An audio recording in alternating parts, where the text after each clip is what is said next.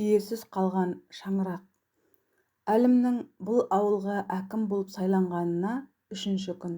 Сайлауға түсерінде ауылдың жағдайын ойша зерделегенмен, адамдармен кездесіп, емен-жарқын сөйлесу үшін ауылдың жай-жапсарымен, құжаттармен танысып алғанды жөн көріп, хатшысын алдырып қарай бастаған еді.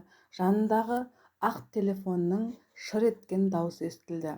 Телефон тұтқасын көтеріп, Жаңаөркен ауылының әкімі Әлім Талапов тыңдап тұр деді. Әлім, саламатсыз ба? Мен аудан әкімдігінен орынбаймын ғой. Сізге аудан әкімінің алғашқы тапсырмасы. Жақын күні ауданға облыстың басшысы келіп, ауылдарды аралайды. Облыс басшысы бас сұғатын мектепті аралағанда жүретін жолдағы көзге оғаш көрінетін жерлерді ретке келтірерсің, сырлап, әттеп дегендей. Тіптен болмай жатса, тасалап қоршай саларсың. Алғашқы тапсырма екенін ұмытпассың деп телефон тұтқасын қойды. Аға, жайма деген хатшысына 2 күннен кейін облыс басшысы ауылдарды аралайтын көрінеді. Соған дайындық жасауымыз керек. Түсінесің ғой, көше тазалау, тәртіпке келтіру дегендей деді де, есіне бір нәрсе түсіп орнынан тұрып, жүр деді хатшысына.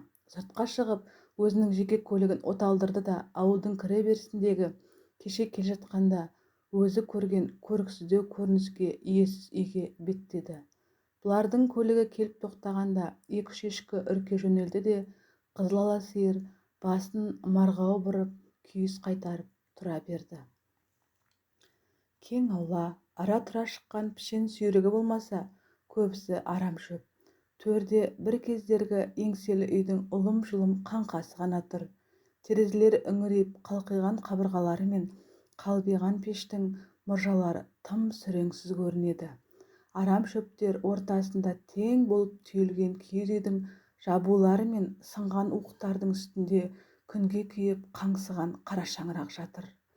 Мына көрініс Әлімнің көңілін құлазытып жіберді. Автокөлік ішіне жайғасқан соң оталдырмай біраз отырды.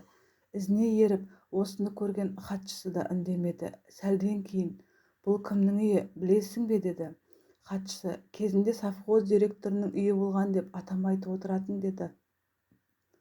Атаң бар ма деп сұрауын сұраса да ыңғайсызданып хатшысына қарады. Бар, аудан әкімі сізді ауылға таныстырғанда сөз сөйлеп бата берген қария деді. Онда ақсақалға сәлем берейін деп көңілді тіл қатқан Әлім иығынан бір жыл түскендей жеңілдеп сала берді. Я, шырағым, қызметіңді үлкенге сәлем беруден бастауың, ауылдың сүреңсіз жайларына көңіл бөлуің ұнап отыр. Біреулердің атын атап түсін түстемей-ақ қояйын. Ол жай ауылдың кәрі жасына аян болғанымен ауызға ала бермейтін едік. Қолқа салған екенсің, айтайын. Сырттан келген бір азамат совхозда директор болды. Сол замандағы талап па, әлде қанында бар ма, қаталдау еді. Қызметін де жақсы бастады. Бірақ түбіне өркөкіректігі жетті-ау деп ойлаймын. Өзін қарапайым жұмысшыдан үнемі жоғары санап жүретін. Ауылда жалғыз басты кемпірдің тракторшы жалғыз ұлы болды. Көзі қарақты, зерек, білімге құштартын. Мектепті озат оқушының бірі болып бітіргенмен, қолы қысқалықтан оқуға бара алмады. СПТУ-дан тракторшы мамандығын алып, ауылда анасының жанында қалды. Аудандық газетке мақала жазатыны, өлең шығаратыны бар, келісті азамат болып өсті. Ел мақтаған жігітті қыз жақтаған деген емес пе? Ауылдың көп бойжеткендері жақсы жігітті мақтап жүрді. Соның бірі директордың қызы. Өзі де ажарлы еді. Оның үстіне үлде мен бүлдеге оранғасын тіптен әдеміленіп кетті. Аядай ауыл, келін-кепшік, әйелдер түгілі біздің құлағымызға дейін тракторшы жігіт пен директордың қызының ара жақындығы бар екен, жарасып-ақ жүр деген сөз жетіп жүрді. Қыз Алматыда оқуда жүргенмен хаттары үзілмей, келсе екеуінің жұптары жазылмай жүргені директорға ұнамады. Қысқасы, қайдағы бір жетім тракторшыға күміс қасықтай қызын бергісі келмеді. Оның үстіне қасқа бала совхоздағы кейбір келеңсіз жағдайды газетке жазып, директорға аудан басшысы ескерту беріпті деп те естідік. Содан есебін тауып, ол байғұстан тракторын тартып алып, отардың соңына салып, қойшыны куә қылып, жоғалған төлдерді ұрлады деп соттатып жіберді. Сауатты бала ғой, 6 жыл темір тордың ар жағында отырса да, ізденіп 1,5 жылда босатылғанымен өкпе ауруына шалдығып келді. Сөйтіп жүргенде ауыл тағы дүрлікті. Директордың қызы тракторшы жігіттен екіқабат екен деп. Сөздің қысқасы, байғұс балаға қара аспанның бұлты қайта үйірілді. Қатыгез әке қызының тракторшы жігітті жақсы көретінін, бас қосқысы келетінін, бар жағдай өз еріктерімен болғанын еңіреп айтса да, еміренбеген әке жалған құжаттар жасап, жазықсыз жанды қызды зорлады деп абақтыға қайта қаматты. Әлі есімде, байғұс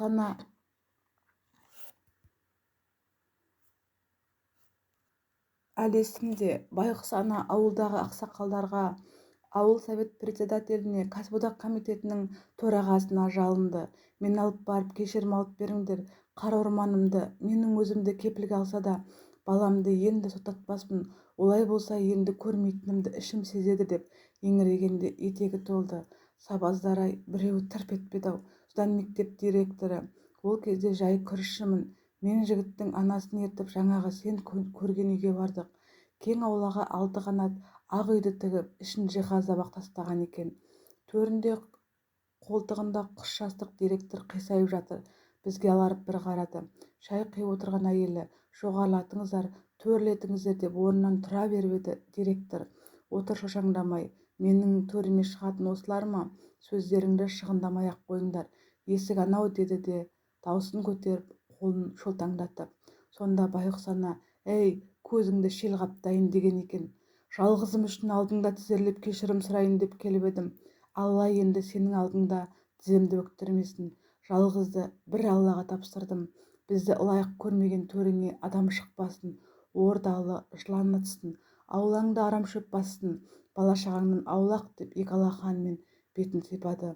Жүзі қара сұрланып, шүңірек көздері от шашып тұр екен. Қарғысының түрін деп кекесінен мырс еткен директорға жонымызды беріп сыртқа беттедік. Тракторшы жігіт 1,5 ай абақтыда жатып, зорлады деген қағазға қыздың өзі қол қоймағасын сотталмай қалды. Бірақ анасы оны көре алмай, жүрегіне түскен салмақты көтере алмай көз жұмған еді. Ал қызды әкесі Қарақалпақстанға, әйелі өлген біреуге еріксіз беріп жіберіпті. Көлденең келген дүние көзге түспей тұра ма? Көп ұзамай директорымызда істі болып, сол жақта біреулердің қолынан қаза тапты деп естідік.